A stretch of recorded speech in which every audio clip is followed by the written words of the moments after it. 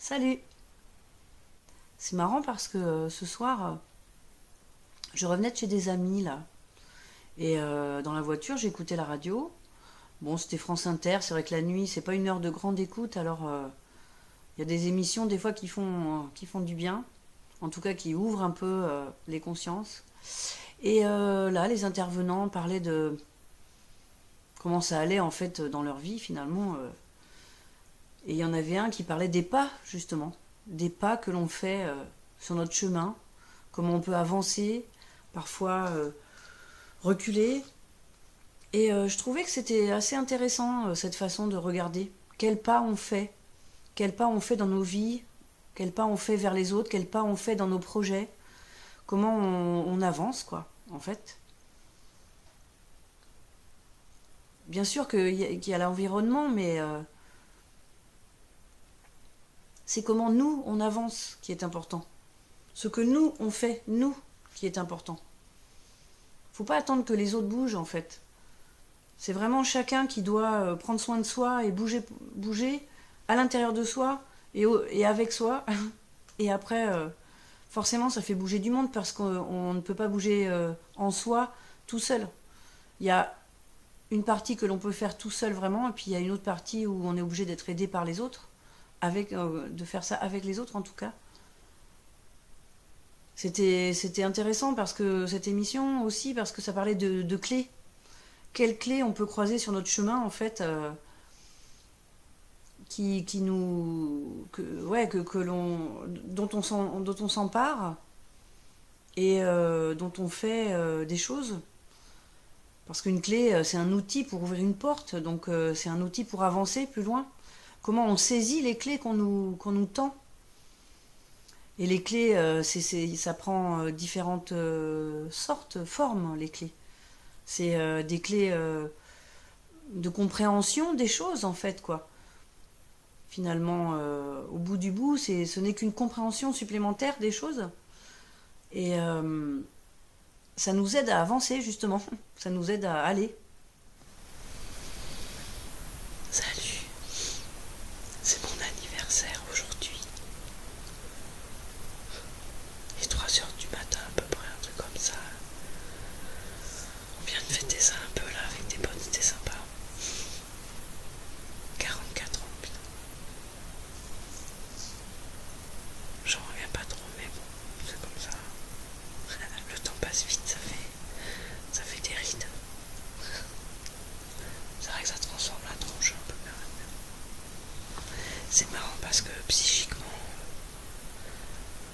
on a encore plein de curiosité, plein de rush et en même temps, plein de côtés hyper posés, hyper calme, apaisé, quoi, plus clair. Et ça fait du bien. Salut! J'ai envie de vous faire partager ce que je viens d'entendre là. C'est un proverbe africain, c'est on ne ramasse pas un caillou avec un seul doigt. Bah franchement, je trouve qu'il claque. Parce que peu importe le sens de lecture qu'on lui donne, ça peut être très terre à terre. Bah oui, il faut deux doigts, sinon ça marche pas. C'est-à-dire qu'il faut se bouger. C'est une ode à l'effort, quoi, en fait. Hein. Et puis, si on prend la symbolique, les cailloux, c'est quand même les emmerdes, hein, on va dire, ce qui nous gêne, ce qui fait mal, ce qui bloque, enfin tout un tas de symboliques autour du caillou. Et ben, c'est assez intéressant de se dire, pour l'attraper le caillou, il me faut une pince, donc deux choses antagonistes, quoi. Pour régler un problème, il faut pouvoir avoir fait euh, le grand écart. Pour pouvoir attraper les choses, il faut avoir quelque chose et son contraire pour l'attraper, pour le comprendre. Salut! Il y a vraiment un truc qui me pose question. Bon, là, il va y avoir la sortie du film La guerre des sexes, sur le grand match entre deux tennis, enfin un tennisman et un tenniswoman, une tenniswoman. Il y a Balance ton porc, il y a là ça s'accélère un peu entre les hommes et les femmes, quoi. Il va falloir qu'on arrête de se faire la guerre, en fait. Il va falloir qu'on arrête euh, de se tromper de cause. Je ne sais pas si vous avez vu aussi, il y a une ethnologue, Françoise Lhéritier, je crois, qui est morte, et il y a eu pas mal d'hommages, et c'était génial ce qu'elle pouvait dire. Elle pouvait dire d'ailleurs que la société patriarcale a été construite sur une erreur d'interprétation, sur une ignorance, et tout a été basé là-dessus, et rien n'est remis en cause depuis le début.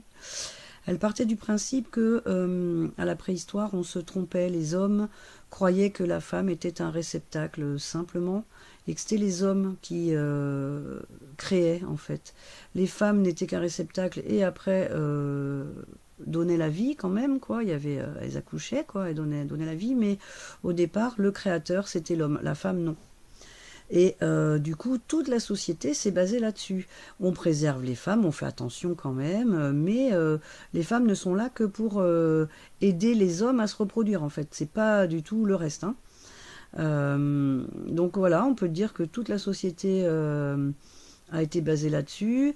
Et puis c'est plus pratique, comme ça, quand on n'a pas d'esclave, on a sa femme pour être esclave, hein, voilà.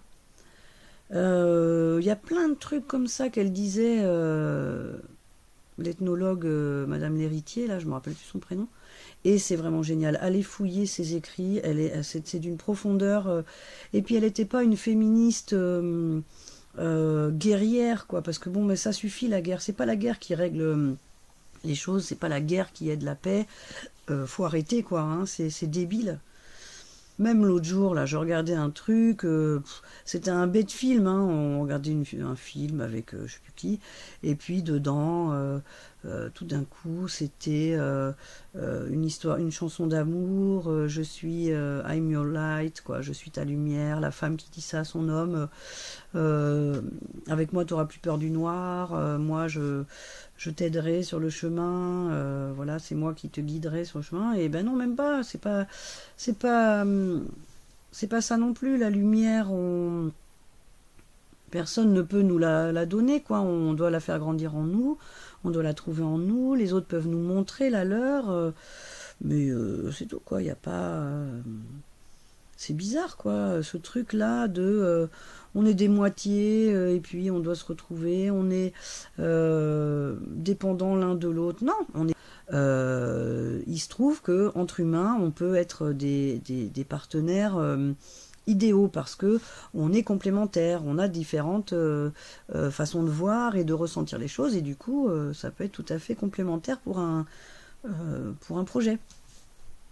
Mais de là à se faire la guerre, de là à se traiter de porc, enfin bien sûr que les pédophiles et ceux qui harcèlent les gens sont des porcs, mais enfin sont des porcs, sont des gens tordus, qui justement sont dans l'idée que non, la femme est un objet de plaisir, est une plante qu'on exhibe, et puis un faible humain sur lequel on peut avoir l'ascendant, et sur lequel de toute façon l'homme a l'ascendant, puisque c'est lui qui pose la graine. Enfin c'est ça, pendant des milliers d'années, des millions d'années, on a cru que l'homme posait la graine dans le ventre de la femme, qui accueillait la graine et qui la faisait grandir et qui la mettait au monde. Mais non, tout d'un coup on se rend compte que non, l'homme ne donne que le sexe, en fait. C'est l'homme qui donne le sexe à l'enfant, puisque la femme a XX et l'homme XY, c'est bien l'homme qui donne son X ou son Y. La femme doit donner quand même l'autre moitié. Mais bon, la société basée sur l'humain aussi est bien comme ça, hein. C'est plus facile de se dire, tiens, voilà le chef, voilà l'esclave, et puis comme ça avance mieux, c'est plus clair, hein. Les rôles sont très définis. Hein, c'est ça qu'on dit maintenant, que c'est le boxon, parce que les rôles sont plus définis entre hommes et femmes. Bah, tu m'étonnes. Peut-être qu'on en a un peu marre de n'être que des tirelires, quoi, tu vois, voilà. Hein, c'est peut-être un peu ça. Et puis aussi, c'est bien de changer, quoi. À un moment donné, on peut réfléchir autrement et du coup modifier des comportements petit à petit. Mais les grands pontes qui étaient bien installés, eh ben là forcément, c'est difficile pour eux, hein.